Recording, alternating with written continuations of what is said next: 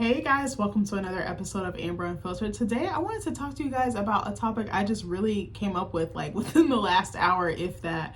I wanted to talk about why it's so hard being a HR professional or working in HR when you have like a good heart or you have a big heart. But before I do that, don't forget to like, comment, and subscribe. Also, if you want to cash out me at Amber Unfiltered Show, that'd be greatly appreciated. So I actually came up with this topic because, like I told y'all in another video, I actually had came back from therapy. I mean, it's the same day that I'm recording that other video that I recorded, I should say.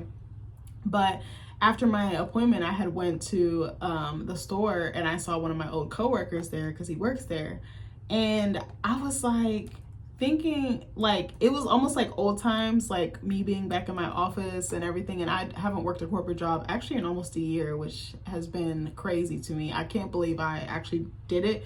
I keep like literally praying and manifesting, just like asking God, but also thanking him, like, please just keep me in this, like, please keep me in this pattern of like doing creative things, of like using my gift to like fund myself, but also like helping me to make art a reality, like a full-time reality, a full-time like passable income. Like, I'm just like, if anything related to art, to writing, that is really what makes me happy, and that's what I want to keep doing. I was like, if I can just keep being on like this type of schedule, like I don't work Mondays and Tuesdays, it feels like I'm like deprogramming from like corporate settings and corporate structures, and it's like so nice. Like, it's very different, but I love it. I love being like in control of my time and like building my time out the way that I want. So I think that's like such a luxury, and I think that's such a privilege. And I like pulled the trigger last year, and I had no idea. I told you guys in like some of my first videos, I had no idea what I was doing. I still don't, like, but now like my vision is so strong and my confidence is so strong. Like,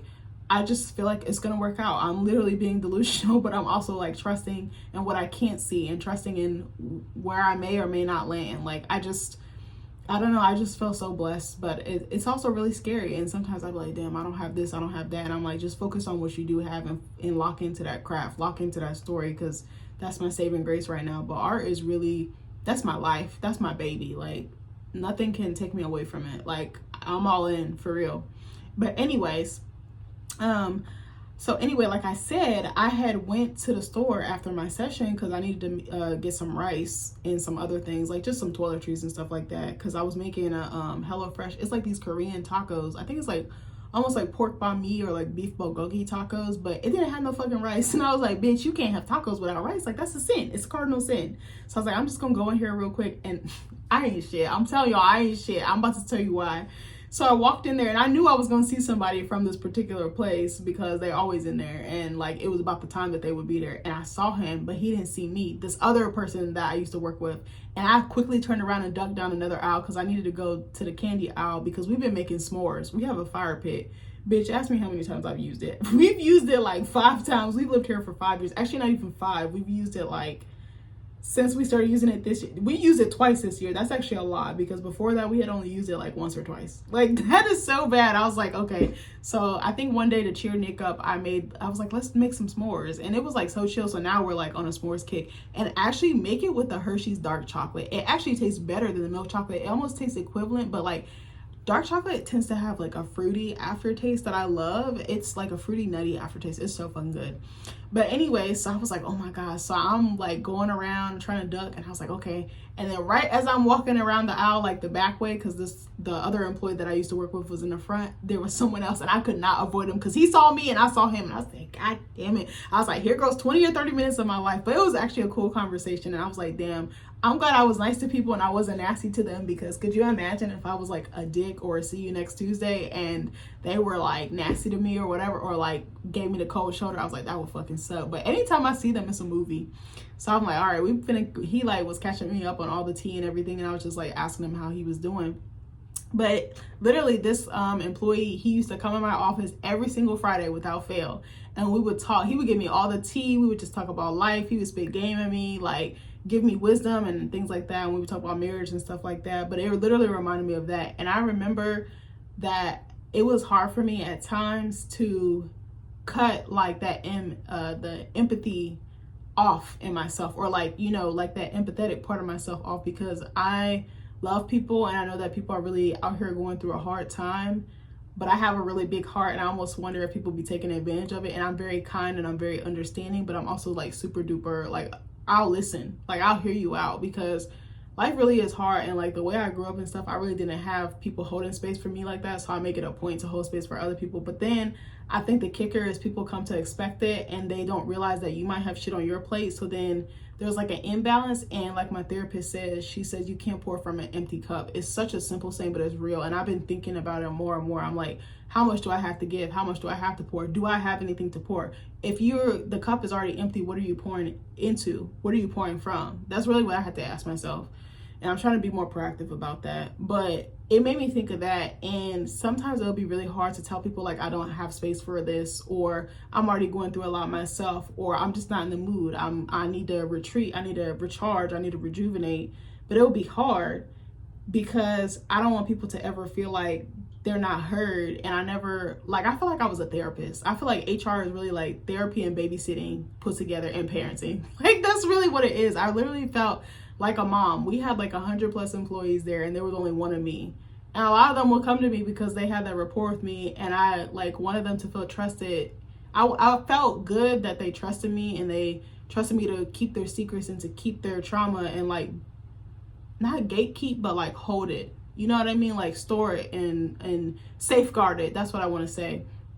But it'll be hard to be like turn people away, and it was like hard too, because when the business comes before, HR gets a bad rep because it's like, oh, it's only for the business or the company. You're doing what's in the best interest of the company. But a lot of the times I'll be on the employee side, and I'll be like, I see what you're saying, like you're valid, like I hear you, I see you, even though I really couldn't do anything because a lot of the control and the decisions were left up to upper management or upper leadership.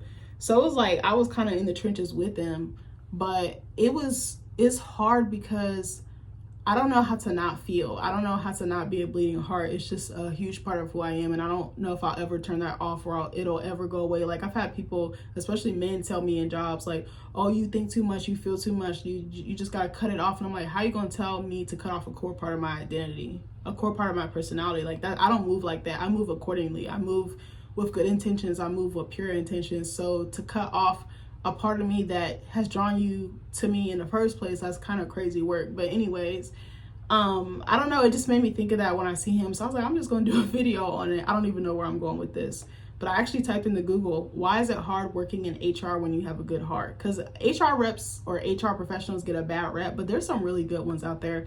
Personally, for me, when I first started working in HR, and I only worked in it for a few years, I wanted to be the HR professional I didn't see, because a lot of them are very like, I don't want to shit on them. And I know I just said HR reps get a bad rep, because sometimes I do, but sometimes it be the truth. Like I never really felt like a connection. It felt like very forced. It felt like they were very like on autopilot or like robotic, like they're just going through the motions. And I never felt a connection with the HR professional. I was like, I want to kind of be like the home girl, but also the like professional at the same time. Like I think I had a good balance there with that. Like I was like, I'll be your friend, but then like I'll check you and like give you the support and the tools you need to have a good experience here, or as good of an experience as I could provide. I kind of treated it like customer service, but internal instead of external, because HR is inside the organization, not necessarily always outside the organization, or you'll have those one-offs where it is outside the organization. But I don't know. Hold on one second. My throat dry. I feel like I've been talking for so long. I told y'all, if y'all haven't tried it now, y'all gotta try this LaCroix Limoncello. This joint is fire. It tastes almost like yogurt. Yogurt with lemon. It kind of almost reminds me of tzatziki sauce. It doesn't taste like it. It just reminds me of it for some reason. But anyway, so I'm gonna read you what this little AI overview says. So it says, working in human resources can be challenging for empathetic people because the role requires balancing compassion for individual employees with the needs of the business. I was really bad at that. I was like, I'm team employee, baby. A good heart defined by empathy and the desire to help is a core strength for HR professionals, but can also lead to emotional exhaustion and difficult moral dilemmas. Yeah, especially if you know something that like people will be telling you a lot. Like people used to tell me some wild stuff, like some heavy stuff. Like some days I would go home crying because I would take it home with me, and I was like, bro, I can't be doing this. So I had to figure out like a line, and even still I still struggle with it, but I don't know, I'm not in that environment no more. So the emotional cost of empathy. Compassion fatigue. Empathetic HR professionals often act as a frontline support system. They do for employees dealing with a wide range of sensitive personal and professional issues, from illness and grief to family problems. Constantly absorbing the emotional burdens of others is emotionally draining and can lead to burnout. That's definitely what happened to me. Like, after a while, it was like no line between work and home, and a lot of people were walking around with some really deep skeletons, some deep or dark demons. Like, people really trusted me, and they always felt safe with me, and I valued that. But at the same time, it took a toll on me as well, because I felt bad for them and I wanted more for them, but I also wanted better for them. But I also realized the pattern was that a lot of them did not have like good support systems, or they didn't feel that they could go to their support system. I don't want to sit here and say all of them had bad support systems, because that wasn't the case. But you know, like when you your support system is limited and like what they can do for you or how they can support you, I think it was more of that. And a lot of them were kind of like black sheeps and stuff like that. I think I saw a lot of myself in them, and that's what made me be like, all right, let me reach out, let me give them a hug. Like, some of them I like have wiped their tears, I have like cried with them, I have hugged them, I have done things I probably shouldn't have for them, like helping them with personal stuff, not like giving money and stuff, but like maybe paperwork or, you know, printing things, you know, stuff that, you know, like little administrative stuff, but like stuff that like really wasn't work related. But I just really cared about them, and I wanted the best for them. And I was like, I see you. If no one else sees you, I see you. And it kind of reminded me of Avatar. I see you, you know. But yeah, it was like a lot. Like, sometimes it was just like too much. I was like, bro, like I love you and I care about you, but at the same time, you gotta want better for you. Like, I can't want better for you more than you do. Like, it was kind of tough. Like, I don't know how to explain. There was a point where it was just back to back to back. And sometimes it'll be multiple employees in one day, multiple employees in 1 week. I'm talking heavy stuff, like them telling me things about unaliving, you know, DV, going to prison, going to jail, like real heavy shit, baby mama drama, getting their wages garnished, like real deep life shit, like real life shit. And I was like, oh my God, so much more than that. Abusive marriages, abusive partners, like, it was nuts. I was like, people was really out here going through it. And I was like, probably work is like the only place that they have some type of relief. And then there's BS with work as well. So then it just makes it even harder, especially if you got a bad or a difficult home life. So then it also says, feeling the weight of tough decisions. HR is responsible for delivering unpleasant news, such as layoffs, terminations, and denied promotions. For a compassionate person, these conversations can be emotionally taxing, especially when they genuinely like the employee affected. That was another thing. I really liked a lot of the employees there. Like, I really fuck with them. Like, a lot of them would come stop by my office throughout the week, multiple times a week. Some of them I would have to shut the door because I'm like, oh, you telling me all the tea. They'll bring me food. They really looked out for your girl. But I think because I moved accordingly, like I said, but I never really had to do any of that stuff. It was kind of like the decisions were already made for or on behalf of the employees, and I was just there to do the paperwork or push the paperwork through. They really never gave me any autonomy in doing that. The first HR job I worked, and I was there for 2 years. And it was hard leaving because I was like, damn, I really love them. I really want to look out for them. And I think that they knew I looked out for them and I really cared about them. But I was like, I got to do me. I got to look out for me. I got to feed my family too. And I got to look out for my family too. But then also when I got to the second job, I really wasn't, it was like they were like, oh, we're going to give you more reins. But at the end of the day, I really didn't. It was like the same thing. It was like they try to act like they were different from other corporate structures or entities or companies, but really it was the same. It was like, okay, we want your input, but like not like that. It has to be like to our formula or to our way. And then they would make the decision. And not really us enforcing it, but just like, yeah, I don't know if I would call it enforcing it, but just like following it, if that makes sense. Like, we follow it so the employee models what we're doing, if that makes sense. Or we're just doing like the paperwork or the back end stuff. Like, they never really, yeah, I don't really feel like I was really given that much autonomy. I don't think I was working in typical or traditional HR roles or companies. In HR, the HR was very like new or green in both. Like, I was the first new HR assistant at my last corporate job. They only had one HR person before that, and she was relatively new. Well, not new, but she had been there for a little bit. But she became a manager, and then before that, that position that I worked, it was like another HR assistant position. That position had only been there for 5 years. So that's still like really green. There's like no infrastructure or like know-how. A lot of HR is just like thinking on your feet and just tailoring yourself and tailoring the situation or the outcome or solution to that employee. I had a lot of different personalities that I worked with. So talking slick like them, talking trash to them, like it kind of worked better than just, oh, okay, can you do this for me? Like, you can't do that with blue collar workers. So you have to kind of come differently, you know. So anyway, so then it says balancing conflicting roles. HR is required to be both an employee advocate and a protector of the company's interests. An empathetic HR professional may find themselves in a difficult position of knowing an action is necessary for the business, but is devastating for an employee. This tension can lead to feelings of frustration and compromise their sense of personal integrity. I definitely believe that.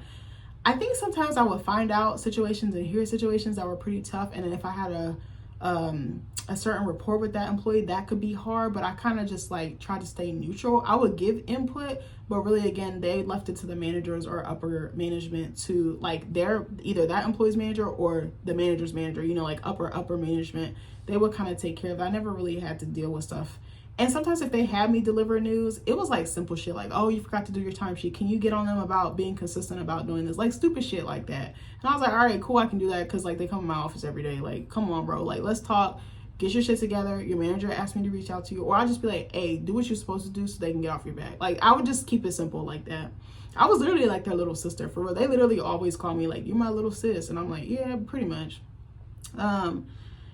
So it says, perceived as a company enforcer. Employees in distress may confide in HR, but it can be difficult for them to trust that the HR professional is entirely on their side. For the empathetic HR worker, this can feel isolating as they must maintain boundaries and objectivity, which can be perceived as cold or detached. And that's, I think, the rep, that's like the most negative part of the rep that, the bad rap that HR professionals get, because they kind of can't really be too emotionally invested. And I think that was my problem. That was my like downfall, or my my weakness, I think, is that I had such an emotional connection with a lot of them that I couldn't turn that off. I couldn't just look away. And sometimes I would hear stuff that was like conflicting to what they would tell me, and I'd be like, I kind of have to exercise discernment or take it at face value, which could be really hard. But I don't know how to just turn it off. I don't know how to just be like, oh, whatever. Like, I'm like, that's a human being. Like, they have bills, they have families, they have shit in their lives just like I do. Like, you know, like that. I just view them as a person. And I told them, just treat me like a person, because they'd be like, oh, you're HR. Like, I'm like, don't let my title fool you, baby. I'm just an employee just like you. I'm just a person like you. I eat, shit, breathe, sleep the same as you. I got problems like you. I got, you know, family, you know, like you. I got a husband like you know, like I'm just a person. Like, I always would tell them, I'm just a person. Don't look at my title. Don't look at what I can or can't do. Like, we're all in the same boat, for real. But yeah, so I don't know. Oh, this is interesting. Sorry, I'm reading some of the notes here. I think it's hard to be like unbiased. I think that's actually hard, especially if you do have a good relationship with an employee. But I found it difficult because some of the time I didn't like some of the decisions that were made, or some of the policies or things that were implemented for the employees. I actually never thought that they were in the best interest of the employee. I feel like it was always in the best interest of the company. And I also felt like it was just always about profit instead of people. And I was like, I think it's better to treat your people right, and then the productivity or the profit will come. That's my mindset. I actually said this to the guy that I told you all I saw earlier. Hold on, I'm gonna close my laptop. I said this to the guy earlier. I said, I don't understand why they're treating you like trash and then expecting to make money off y'all. My thing is, treat your people right. Because he was saying that more product and more volume was coming. And I was like, but maybe they should lock in and focus on what they have now. And that'll sell itself if they have good morale, if they have good treatment of their workers. But I was just like, it doesn't surprise me. Like, every time I talk to somebody from that place, I'm not going to say where, it like reaffirms the fact that I should have left. And I'm glad that I left when I did, because I probably would have been even more fucking miserable than I was at the other place that I just left. But yeah, I don't know. I just wanted to talk about that because I know that HR, like a lot of people are like, oh, human resources doesn't care about anybody. There are some really good HR professionals out there. Unfortunately, I haven't really met that many. I feel like I was the HR professional I would have liked to see. I was lit. Like, I really was lit. Like, I love them so much. I would be cooking snacks for them in my office. I remember we used to do like potluck days, and I would have like a literal crock pot in my office. I'd be like, you want some dip? You want some dip? Like, I used to feed them. Like, I would just try to nurture them like mentally, but also like feed their spirit, because I was like, I know how hard work is. The type of work that they were doing, was very like backbreaking. It was like very laborious. And I was just like, I just want to be a soft space for you, but I also want to tell you that I see you, that I acknowledge you. And it kind of like, I feel like got me into trouble. And I remember I went to my manager about it, and he was like, okay, well, we're going to limit how much you can talk to them. And I was only allowed 5 minutes to talk to them. And I was just like, what, and it only had to be about work. And they were like, if they try to get, you know, tell you about their business or personal life, you know, just shut it down. And that was like actually really challenging for me. It was like more so when I was like on my way out the door. But yeah, it was, I didn't really like it. I felt policed. I felt like I was on a leash, on a tight leash at that. And then I was like, damn, I wish I hadn't said anything, but at the same time I did. And I was like, I even told my boss, I was like, I need to do a better job of setting boundaries, because there is a very fine line until there's no line at all, you know?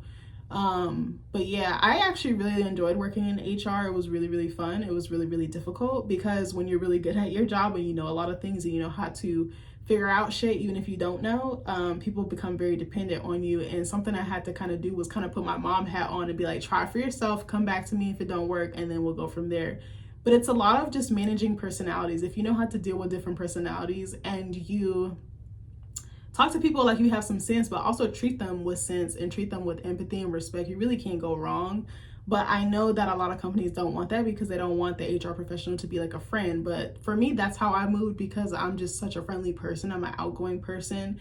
And like I said, I really love people and I want the best for people. So I don't know. It was like really hard though, because I was like, I never felt so attached to people that I worked with. Like I had before, but you know, like when you're on a team and like you really fuck with someone, imagine like groups of people, you know, or multiple people, like not just like one or two people, or maybe a couple more than that. Like imagine like maybe like half your staff really likes you, or like really, you know, trusts you and really shares so many different aspects of their lives with you. Like I don't take that for granted. But it was definitely a time. I do not miss it necessarily. I just wanted to talk about it. I like where I'm at now. I love the fact that I am in control of my time. Like I said, I love the fact that I'm doing more creative shit. I love the fact that I'm getting published. I love the fact that I'm popping my shit and really stepping into the type of artist I want to be. But I do think that my time working as an HR professional has really served me. I'm really good with people, and I think that's a skill that people do not think about enough or value or cherish enough. Is a very helpful skill, because sometimes it's not what you know, it's who you know. But anyways, I love you guys, and I'll see you in the next video. Bye.